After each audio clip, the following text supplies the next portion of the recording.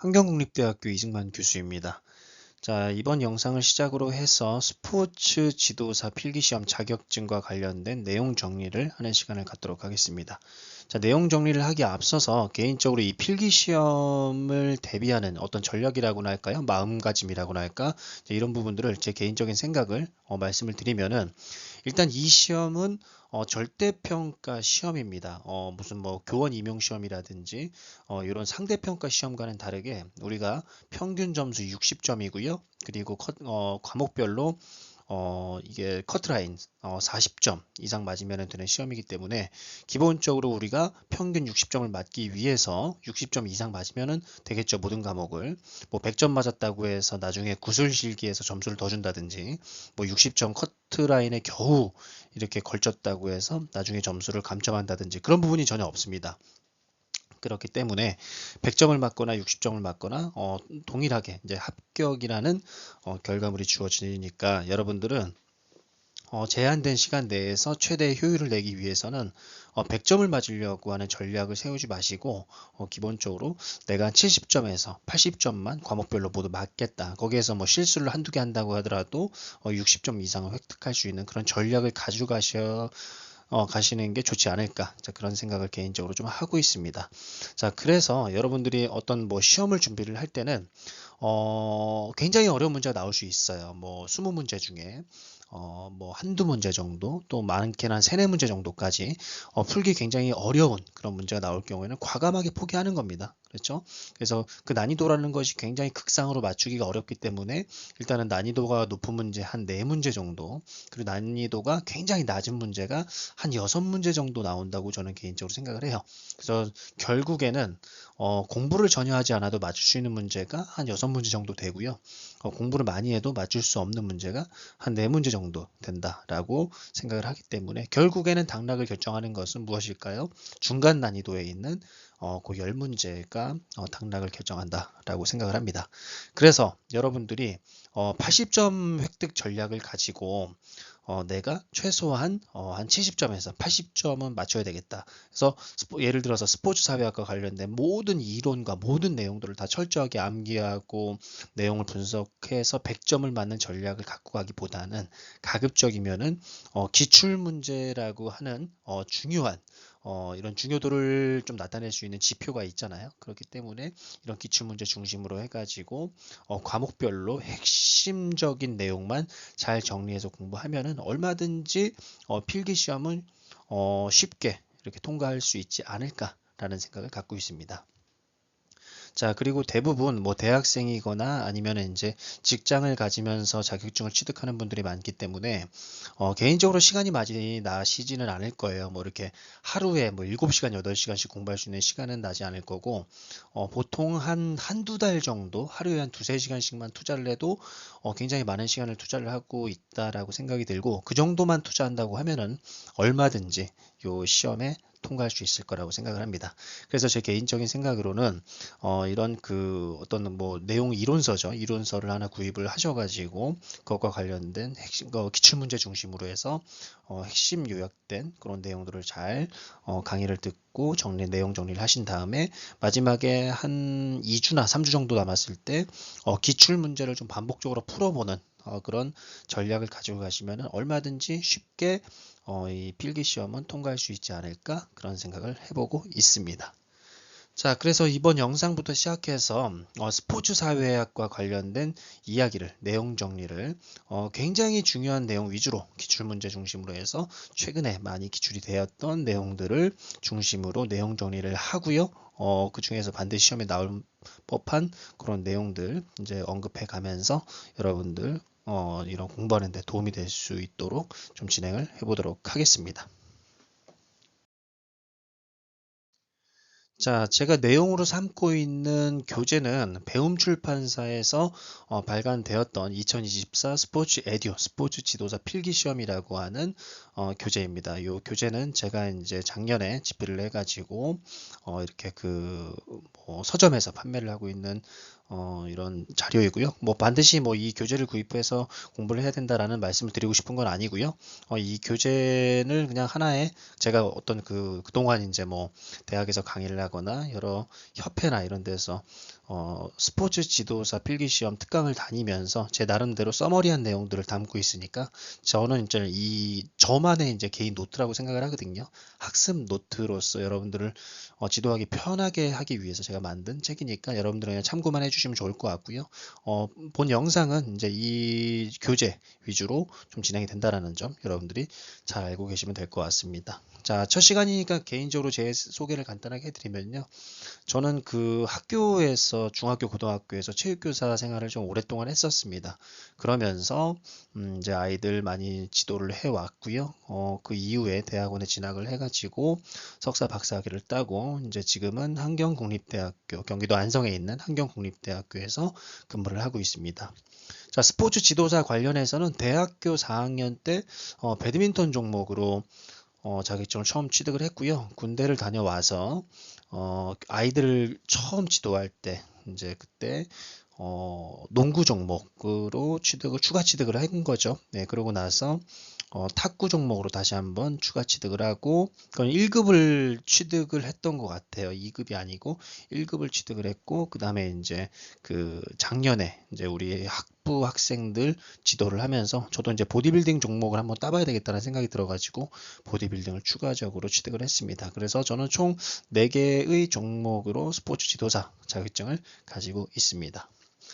자, 그렇게 해서 그리고 뭐 여러 가지 뭐 대학이라든지 협회에서 스포츠 지도사 필기 시험과 관련된 그런 특강을 좀 다양하게 진행한 경험이 있습니다. 그래서 그동안 이제 쌓였던 여러 가지 저만의 이제 노하우라든지 내용 정리가 된 이런 텍스트들이 이런 이제 교재로 이렇게 발간이 된 거고요.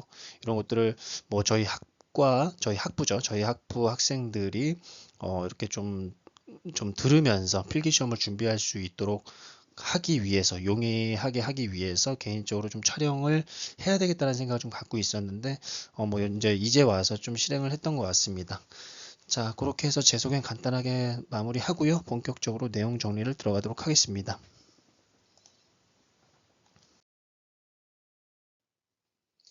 자, 스포츠 사회학 과목은 화면에서 보시는 바와 같이 9개 챕터로 구성이 되어 있습니다.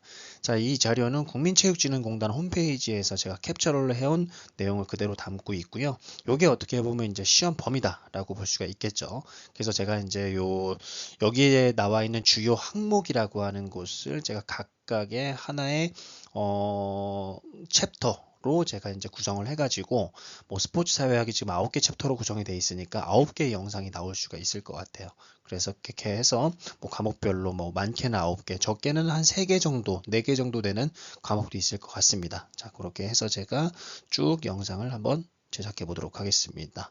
자, 주요 항목은 일단 스포츠 사회학의 이해, 스포츠와 정치, 스포츠와 경제, 스포츠와 교육, 스포츠와 미디어, 스포츠와 사회 계층 및 계급, 그리고 스포츠와 사회화, 스포츠와 일탈, 그리고 마지막으로 미래사회의 스포츠 이렇게 9개 챕터로 구성이 되어 있습니다. 그 중에 이번 시간에는 첫 번째 스포츠 사회학의 이해에서 세부 항목을 보시면 스포츠 사회학의 의미, 스포츠의 사회적 기능 이 두 가지 중에서 최근에 가장 많이 기출되었던 내용들 중심으로 정리를 해보도록 하겠습니다.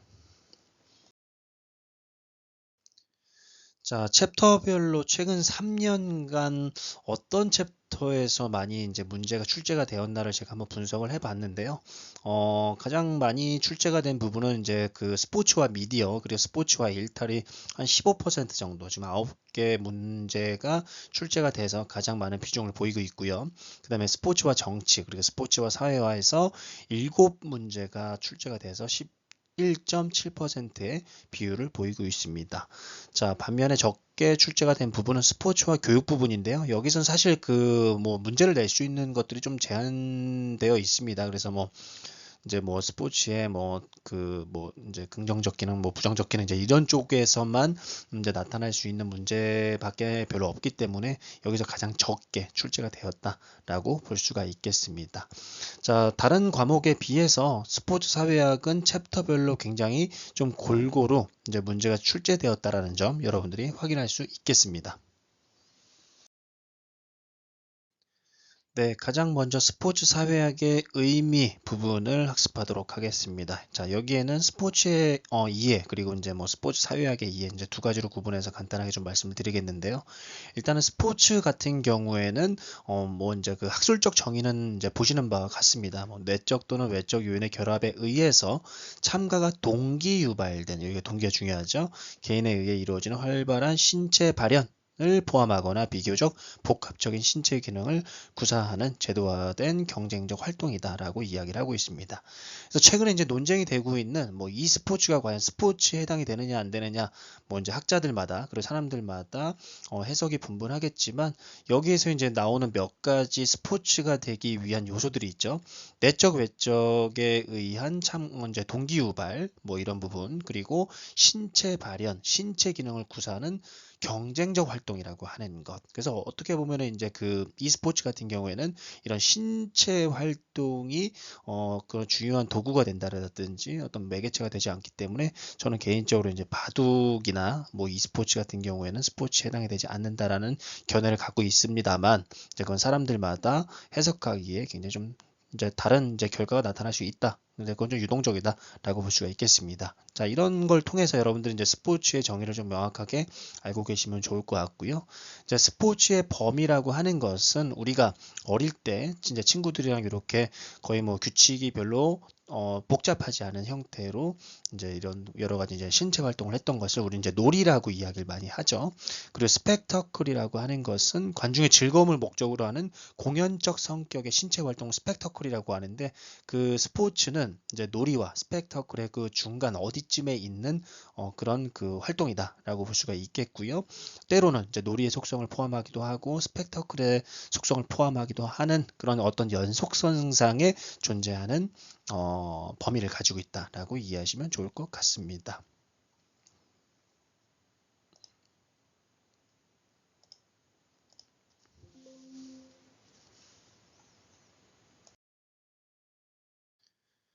네, 스포츠의 이해에 대해서 간단하게 살펴보았는데요. 그렇다고 하면은 이제 스포츠 사회학은 어떠한 학문을 스포츠 사회학이라고 이야기를 하는지를 간단하게 좀 살펴보도록 하겠습니다.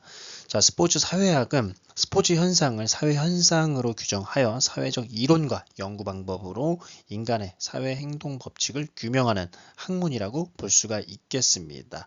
그래서 어떤 사회학을 모학문으로 하고요. 어떤 체육학과의 융합학문으로서의 성격을 좀 가지고 있다라고 이해하시면 될 것 같습니다. 자, 3번 스포츠 사회학의 연구 주제를 살펴보면은 사회 제도와 스포츠, 사회 과정 및 조직과 스포츠, 사회 문제와 스포츠, 이렇게 크게 세 가지 범주로 구분을 할 수가 있겠고요. 그거의 각각 그 하위 챕터들은 어떻게 구성이 되는지 표로 잘 정리가 되어 있습니다. 자, 여러분들이 이제 눈여겨봐야 될 부분은 스포츠 연구의 거시적 영역과 이제 미시적 영역이라고 지금 보조단에 나와 있는데, 거시적 영역은 스포츠와 다른 사회 영역과의 관계를 살펴보는 것을 거시적 영역이라고 이야기를 하고요. 미시적 영역은 스포츠 자체 내에서 일어나는 여러 가지 상호작용이라든지 여러 가지 뭐 이벤트, 여러 가지 뭐 관계성, 이런 것들을 살펴보는 것을 미시적 영역이라고 이야기하고 있습니다. 자, 거시적 영역 다시 한번 살펴보면은 대규모 사회 체계를 이루고 있는 사회 제도와 스포츠 사이의 관계를 연구한다. 스포츠와 정치, 스포츠와 경제, 스포츠와 종교 등등 다른 영역과의 관계성을 살피는 것을 거시적 영역이다라고 이야기할 수 있겠고요. 미시적 영역은 소규모 사회 체계에 나타나는 사회 현상과 스포츠 사이의 관계를 연구한다. 스포츠 자체 내에서 나타나는 소집단, 뭐 어떤 팀이라든지 어떤 그 조직 내 구성원들 사이의 상호작용이라든지 뭐 이제 코치나 감독과 같은 지도자론, 그래 사회화 과정, 뭐 스포츠 사회화 과정 나중에 배우겠지만 뭐 이런 부분들을 우리는 미시적 영역이다라고 이야기할 수 있습니다. 그래서 여러분들이 거시적 영역과 미시적 영역을 좀 구분할 수 있는 능력을 좀 갖춰야 된다라고 개인적으로 말씀을 드리겠습니다. 자, 다음으로 이제 근대 스포츠의 특성에 대해서 말씀드리도록 하겠습니다. 구토만이라고 하는 학자는 근대 스포츠의 특성을 이제 7가지로 이제 설명을 했는데요. 세속주의, 평등성, 전문화, 합리화, 관료화, 수량화, 기록 추구 이렇게 7가지입니다.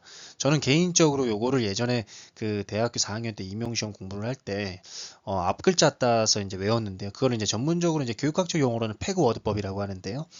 좀 이제 개인적으로 좋아하는 방법은 아닌데 이렇게 여러 가지 특성을 좀 반드시 암기해야 되는 상황에서는 제가 좀 그런 방법을 가끔 쓰는 것 같습니다. 그래서 세평전 합관수기 이렇게 외웠던 기억이 갑자기 나는데요. 여러분들도 뭐 그게 그렇게 외우시는 게 편하면 그렇게 외우시면 좋을 것 같고요. 그냥 이런 내용들이 있다라는 거 알고 계시면 될 것 같습니다. 그렇다고 해서 우리 뭐 그 시험에서 이거를 뭐 7개를 나열해서 쓰시오 이런 문제 나오지 않죠. 객관식 문제이기 때문에. 그래서 보통 이제 보기를 주어주고 보기에 해당하는 근대 스포츠의 특성 중 옳은 것을 고르시오. 이제 이런 형태로 문제가 많이 나오는데요. 하나씩 보도록 하겠습니다. 자, 세속주의는 과거에 스포츠는 어떤 종교의 목적을 좀 가지고 있었습니다. 그래서 어떤 그 스포츠와 종교가 분리되지 않고 이렇게 그 합쳐진 형태로 나타났다라고 하면은 근대 스포츠에서는 그런 것들이 이제 분리되어서 어떤 그 신앙적 측면보다는 개인의 성취와 오락적 측면을 더 중요하게 강조하고 있다라는 측면에서 세속주의를 좀 담고 있다라고 이해하시면 될 것 같고요. 평등성은 누구에게나 동일하다. 스포츠의 참가자는 동등한 조건에서 경기에 참가한다. 우리 보통 이제 그 페어플레이라고 이야기를 많이 하죠. 그래서 누구에게나 출발점은 같고요. 동등한 상황에서 경기를 진행을 할 수 있다라는 관점, 평등성이다라고 볼 수 있겠습니다. 자, 전문화는 점점 스포츠가 상업화되면서 전문적으로 스포츠를 직업으로 삼는 선수들이 나타나게 되고 있습니다. 그리고 그 선수들 안에서도 포지션이라든지 다양한 이제 역할이 구분이 되면서 이제 점점 전문화되고 있다라는 표현을 쓰고 있는데요. 이것이 바로 근대 스포츠 특성 중 전문화다라고 이해하시면 될 것 같고요. 자, 다음으로 합리화는 근대 스포츠의 규칙이 예전에 어떤 종교나 전통적 관점에서 바라봤던 것보다는 조금 더 합리적인 의사결정 과정을 가지고 있다라고 해서 합리화라고 이야기를 하고 있습니다. 다음에 관료화는 이제 스포츠가 점점 그 조직이 거대해지면서 그 조직을 관리하는 체계가 좀 이렇게 그 뭐랄까 고도로 조직화되었다라는 것을 우린 관료화다라고 이야기를 하고 있습니다. 그래서 직급에 따라서 그리고 내가 맡고 있는 업무에 따라서 분업이 일어날 수가 있겠고요. 그리고 직위에 따른 행동 규정과 절차가 명확하게 구분이 되고 효율성을 지녀야 된다. 뭐 어떤 그 조직이 갖고 있는 효율성에 대한 이야기를 하고 있습니다. 이런 것을 관료화라고 이야기하고 있고요. 다음으로 수량화에서는 근대 스포츠에서는 어떤 그 스포츠에서 나타나는 기록들을 어떤 데이터로 누적하는 경우가 굉장히 많이 있죠. 그래서 최근에는 스포츠 사이언스에서는 그 그러니까 스포츠 데이터 사이언스죠. 이쪽이 많이 발전을 하고 있는데요. 특히 이제 야구 종목에서는 그 굉장히 많은 지표들이 존재하죠. 뭐 투수의 지표, 뭐 타자의 지표, 뭐 굉장히 많이 존재를 하는데 이런 것들을 바로 우리는 수량화다라고 이야기하고 있습니다. 자, 다음으로 기록 추구 같은 경우에는 선수들이 이제 앞에서 얘기했던 수량화와 좀 관련이 있어요. 그래서 선수들이 기량을 수량화하기 시작하면서 점점 그 내 옆에서 경쟁하는 선수뿐만 아니라 과거의 다른 선수 그리고 다른 지역의 다른 나라의 선수와 간접적으로 경쟁을 할 수가 있겠죠. 뭐 예를 들어서 100m 달리기 세계 기록이 몇이냐, 뭐 올림픽 기록이 몇이냐 이런 것들을 기반으로 해서 그 기록을 갱신하기 위해서 노력을 한다는 것은 근대 스포츠가 갖고 있는 마지막 특성인 기록 추구에 해당이 된다라고 볼 수가 있겠습니다.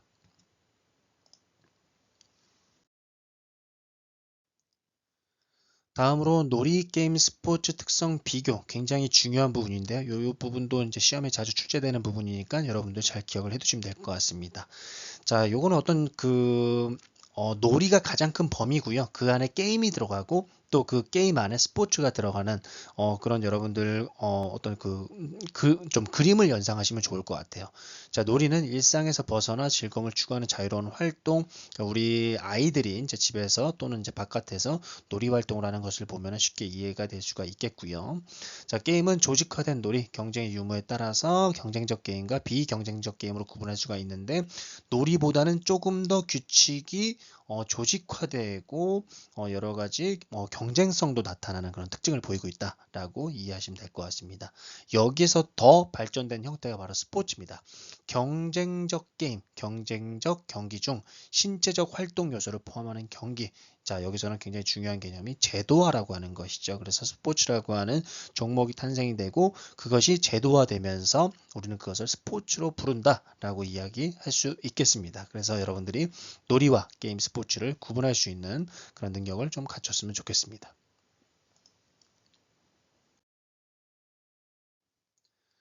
자, 다음으로 이제 스포츠의 사회적 기능과 사회 이론. 이제 여기 요 부분을 한번 알아볼 텐데요. 요 부분도 여러분들 굉장히 좀 눈여겨보셔야 될 부분인 게 사회적 기능은 사실 어렵지 않습니다. 그냥 이런 문제가 나오면은 쉽게 풀 수가 있는데 사회 이론이 약간 여러분들 그 문제 푸는데 난해할 수 있어요. 그래서 사회 이론을 좀 명확하게 정리하고 넘어가면 좋을 것 같습니다. 자, 스포츠의 사회적 기능을 먼저 보면요. 사회적 순기능과 역기능으로 구분할 수가 있는데 첫 번째 스포츠의 사회적 순기능으로서는 개인의 정서를 순환시키는 순기능을 가지고 있다. 사회 정서적 기능이죠. 스포츠에 참여는 개인의 욕구 불만이라든지 갈등, 긴장 등의 우리가 직장 생활을 한다든지 일상생활 속에서 이런 여러 가지 그 스트레스라든지 욕구 불만들이 나타날 수 있는데 이런 것들을 합법적으로 이렇게 분출해낼 수 있는 그런 하나의 그 어떤 그 형식이 될 수 있기 때문에 이런 그 부정적 행동들을 예방할 수 있는 사회적 안전판의 기능을 한다라고 볼 수가 있겠습니다.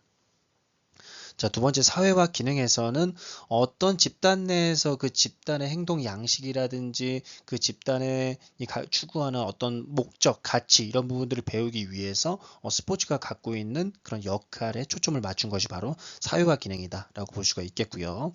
마지막으로 사회 통합 기능의 경우에는 우리가 뭐 2002년 월드컵이라든지 뭐 이제 4년마다 열리는 이제 월드컵 뭐 또는 올림픽 이런 굵직굵직한 국제대회에서 우리나라 선수들이 다른 나라 선수들과 경기를 할 때 조금 더 좋은 성적을 보이게 되면은 어떤 국민들이 그 하나로 뭉쳐가지고 우리나라 국가대표팀을 응원을 하고 이런 경우를 많이 볼 수 있는데 이런 측면을 우리는 바로 사회 통합 기능을 가지고 있다라고 이야기할 수가 있겠습니다.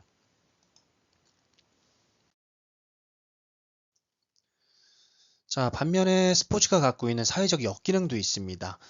사회 통제 기능, 신체 소외, 과도한 상업주의, 성차별 이렇게 네 가지로 구분을 할 수가 있겠는데요. 첫 번째로 사회 통제 기능에서는 스포츠는 목적에 따라 사회를 통제하는 기능으로서 악용될 수 있는 소질을 가지고 있다. 두 번째 신체 소외 기능은 스포츠 참가자의 신체가 돈을 벌기 위한 도구로만 인식되는 것. 그래서 우리가 어떤 그 뭐 부상을 당한다든지 또는 이제 과도한 트레이닝을 통해서 어떤 그 뭐 선수 생명이 좀 짧게 단축되는 경우 뭐 이런 부분들을 많이 볼 수 있는데 이런 것들을 우리 신체 소외다. 라고 이야기할 수가 있겠고요. 과도한 상업주의. 최근에 이제 많이 문제가 되고 있죠. 뭐 올림픽이라든지 월드컵에서 천문학적인 어떤 그런 스폰서십이라든지 중계권료 이런 것들이 굉장히 문제가 되고 있는데 선수들의 몸값도 날이 갈수록 올라가고 있고 이런 부분들을 우리는 그 과도한 상업주의다라고 볼 수가 있겠습니다.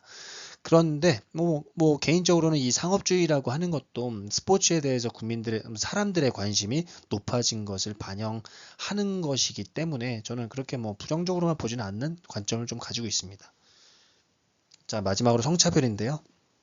스포츠가 남성의 전유물이라는 고정관념은 여성들의 스포츠 참여를 어렵게 만들고 있다는 것, 이런 부분들이 바로 스포츠의 사회적 역기능에 해당이 된다라고 이해할 수 있겠습니다. 자, 여러분들이 어렵게 생각하는 부분이 이제 스포츠와 사회이론인데 이 스포츠와 사회이론에서는 매년 한 문제 또는 두 문제씩 출제가 되는 것 같아요. 뭐 여기 지금 스포츠 사회학 첫 번째 챕터에서 출제가 바로 되기도 하고요. 아니면 뒤에서 나오는 뭐 여러 가지 뭐 스포츠와 정치, 스포츠와 경제 이런 부분들에서 그 해당 챕터에서 어떤 그 기반을 이루고 있는 어떤 사회 이론은 무엇인가라는 것을 묻는 경우도 굉장히 많이 나오더라고요. 그래서 여러분들이 이 스포츠와 사회 이론은 그렇게 어렵지 않으니까 여러분들이 좀 이해를 좀 명확하게 하고 넘어가셨으면 좋겠습니다. 자, 일단은 그 스포츠를 긍정적으로 보는 관점과 좀 부정적으로 보는 관점으로 좀 구분을 할 수가 있겠고, 또는 그 스포츠를 좀 이렇게 거시적으로 바라보는 관점, 그리고 미시적으로 바라보는 관점, 이렇게 구분할 수가 있겠는데요. 거시적으로 바라보는 관점에서는 스포츠를 이렇게 그 뭐랄까 그 좀 긍정적으로 바라보는 입장인 구조기능주의에서 볼 수가 있겠고, 부정적으로 바라보는 갈등주의라든지 비판이론, 이렇게 볼 수가 있겠습니다.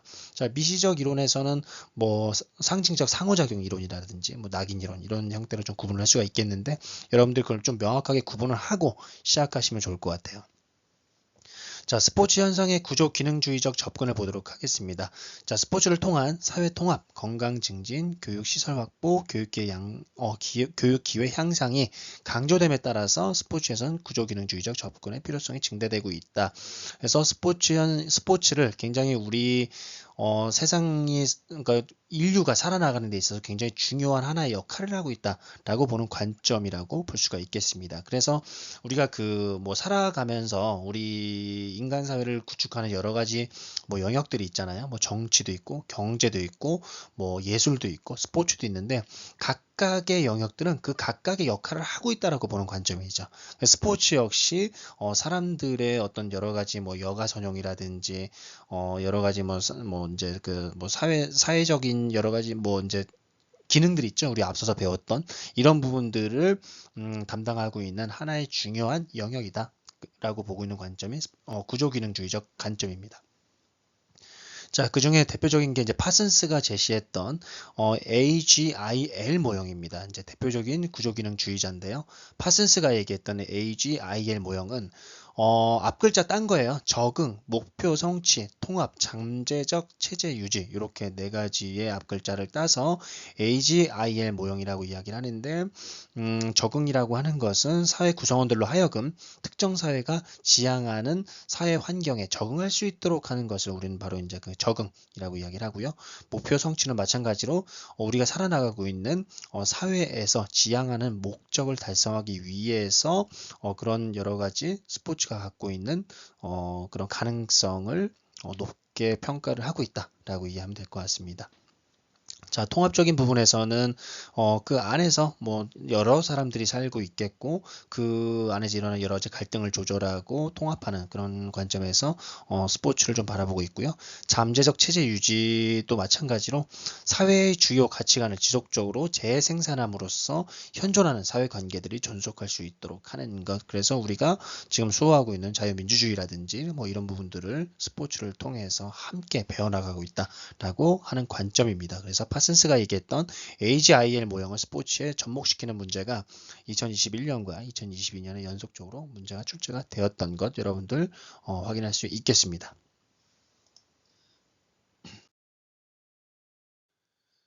자, 다음으로 우리 그 갈등이론적 접근과 비판이론적 접근으로 살펴볼 텐데요. 앞에서 구조기능주의적 접근에서는 스포츠를 순기능적인 측면에 포커스를 맞춰서 보고 있는 반면에, 갈등이론적 접근과 비판이론적 접근에서는 부정적으로 보고 있다는 점, 여러분들이 잘 알고 있으면 될 것 같습니다. 자, 갈등이론에서는 다른 사회적 구성물과 마찬가지로 스포츠도 지배 집단의 현상 유지를 위한 도구로서의 역할만 한다라고 비판적으로 보고 있습니다. 그래서 기득권들이 자신들이 갖고 있는 어떤 그런 권력이라든지 이런 부분들을 유지하기 위해서 내세우고 있는 하나의 환상에 불과한 것이다라고 비판을 하고 있고요. 또는 이제 뭐 이런 그 스포츠를 비판하는 관점에서 좀 자본에 굉장히 많은 초점을 맞추어 가지고 이야기를 하고 있습니다. 자, 비판 이론은 갈등 이론을 이렇게 조금 더 이게 수용을 하되 조금 더 다른 관점에서 어떻게 보면 조금 더 업데이트된 형태로 이제 그 설명을 하고 있습니다. 뭐 비판 이론에서는 뭐 현대 사회의 과학 기술이라든지 뭐 정치 체제 그리고 관료 집단 등이 합리성을 증가시켰다고 이제 뭐 그 일부분을 긍정적으로 보고 있기도 하지만, 인간의 자율성을 점점 더 억압하고 있다는 점에서 굉장히 이제 비판적인 관점에서 바라보고 있습니다. 자, 스포츠를 바라보는 관점도 마찬가지인데요. 스포츠가 특정 이데올로기를 전파하고 강화하는 기능을 수행할 수 있기 때문에 비판 이론가들은 스포츠의 변화를 통해서 기존의 이데올로기를 변화시켜야 된다. 그럼으로써 사회의 합리성을 회복할 수 있어야 된다라고 이야기를 하고 있습니다. 자, 우리가 앞서서 구조기능주의 이론, 갈등 이론, 비판 이론 이렇게 세 가지 이론을 살펴보았는데요.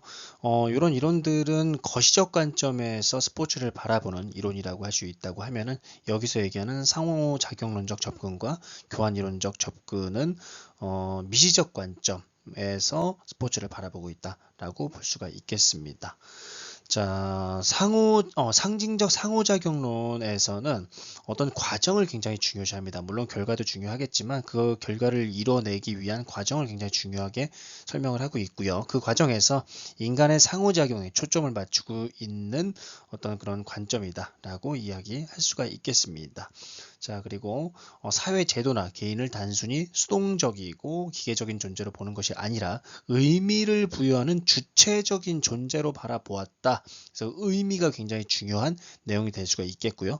만약에 뭐 시험 문제 보기에 어떤 뭐 과정이라든지 뭐 개인의 의미, 스포츠에 참여하는 의미 뭐 이런 내용들이 나온다고 하면은 상징적 상호작용론을 체크하시면 될 것 같습니다. 자, 그렇게 해서 상징적 상호작용론 이해할 수 있겠고요.